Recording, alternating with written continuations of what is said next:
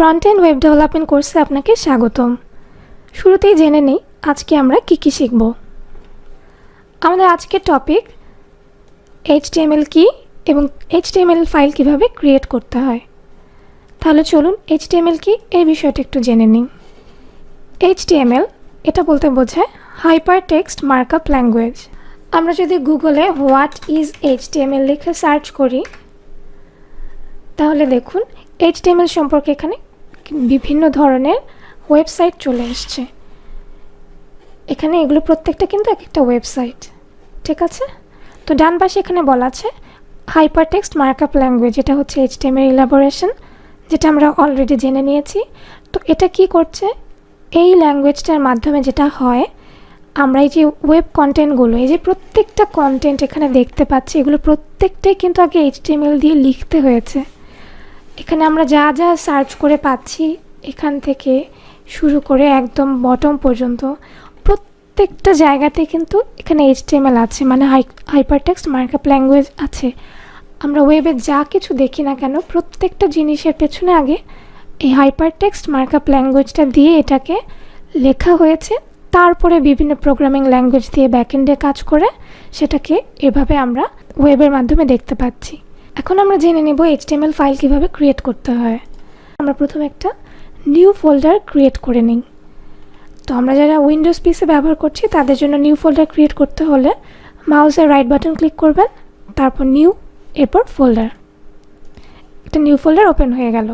তো এই ফোল্ডারের নামটাও দিয়ে আমরা দিতে পারি আমাদের মতো করে। আমরা এটার নাম দিয়ে দিই ফ্রন্ট এন্ড ওয়েব ডেভেলপমেন্ট। ওকে, এরপর এটাকে আমরা এখন ডাবল ক্লিক করে ওপেন করলাম।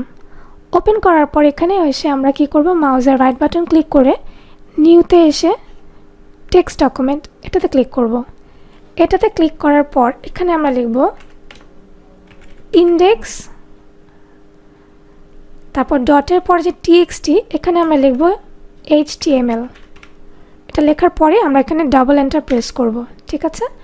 দেখুন কি হলো, আমাদের একটা HTML ফাইল ক্রিয়েট হয়ে গেল, index.html। কোনো ফাইল নেমে ডট লেখার পরে যেটা দেওয়া হয় সেটাকে বলে সেই ফাইলের এক্সটেনশন। অর্থাৎ এটা কি ধরনের ফাইল, এটা কি HTML ফাইল নাকি এটা কি TXT ফাইল, এটা কি JPG ফাইল, এটা কি কোনো ধরনের ইমেজ ফাইল, এগুলো আমরা ফাইলের এক্সটেনশন দেখেই বুঝতে পারি যে এটা কী ধরনের ফাইল।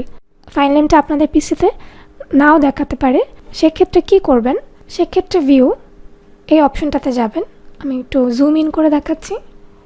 ভিউ এটাতে ক্লিক করার পর এখানে ডান পাশে দেখবেন একটি অপশন লেখা আছে, এটাতে ক্লিক করবেন। এরপর change folder and search option এটাতে ক্লিক করবেন। এটাতে ক্লিক করার পরে এখানে ভিউতে ক্লিক করবেন। তারপর এখানে এসে আপনারা দেখবেন আপনাদের হয়তো এটাতে চেক মার্ক দেওয়া থাকবে। চেক মার্ক দেওয়া থাকলে কি হবে, এখানে বলা আছে সব ফাইলের এক্সটেনশন যেন হাইড করে দেওয়া হয়, সেটাতে আপনি চেক করা আছে। তো আমাদের কাজ হবে সেটাতে আনচেক করে দেওয়া। আনচেক করে আমরা অ্যাপ্লাই, তারপর ওকে। তো এইভাবে এখন আমরা ফাইলের এক্সটেনশনটা দেখতে পাচ্ছি। আচ্ছা, এরপর আপনাদের হয়তো প্রশ্ন আসতে পারে যে আমার এখানে এরকম একটা আইকন শো করছে, আপনাদের শো করছে না, আপনাদের হয়তো ডিফারেন্ট কোনো আইকন শো করছে। তো আমার এই আইকনটা হচ্ছে গুগল ক্রোমের আইকন। আমার পিসিতে ডিফল্ট ব্রাউজার হিসেবে দেওয়া আছে গুগল ক্রোম। আপনার পিসিতে হয়তো অন্য কোনো ব্রাউজার থাকতে পারে, তো সেক্ষেত্রে সেই ব্রাউজারের আইকনটা শো করতে পারে, অথবা কোনো আইকন হয়তো শো নাও করতে পারে। সেক্ষেত্রে আপনি কি করবেন, সেক্ষেত্রে এটাতে রাইট বাটন ক্লিক করে ওপেন উইথ এই অপশনটাতে আসবেন। এরপর এখান থেকে চুজ অ্যানাদার অ্যাপ এটাতে ক্লিক করবেন।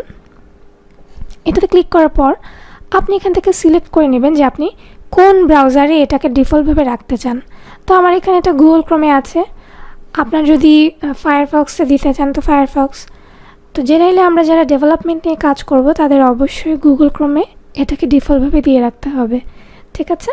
গুগল ক্রোমে ক্লিক করার পর তারপর এটাকে এখানে চেক করে দেবেন। চেক করার পর ওকে এটাতে ক্লিক করলে অটোমেটিক কী হবে, আপনার ওই ফাইলটা আপনাদের ব্রাউজারে ওপেন হয়ে যাবে এবং এরপর আপনি দেখতে পারবেন যে আপনার এখানে গুগল ক্রোমের আইকন শো করবে। এভাবে আমরা একটা HTML ফাইল ক্রিয়েট করতে পারবো আর HTML ফাইল ক্রিয়েট করার পরে কিভাবে এখানে আমরা কোড লিখব সেটা জানবো পরে। তার আগে আমাদেরকে একটা কোড এডিটর ইনস্টল করতে হবে। কোড এডিটর ডাউনলোড এবং ইনস্টল করার পুরো প্রক্রিয়াটা নিয়ে একটা আলাদা ভিডিও আছে, সেটা আমি ডেসক্রিপশন বক্সে দিয়ে দিচ্ছি, অথবা আপনারা ভিডিওর উপর এখানে দেখতে পাবেন। আজকে এ পর্যন্তই। পরবর্তী ভিডিও আসার আগ পর্যন্ত সবাই ভালো থাকুন, সুস্থ থাকুন এবং বেশি বেশি করে মাস্টার কোচের ভিডিও দেখুন।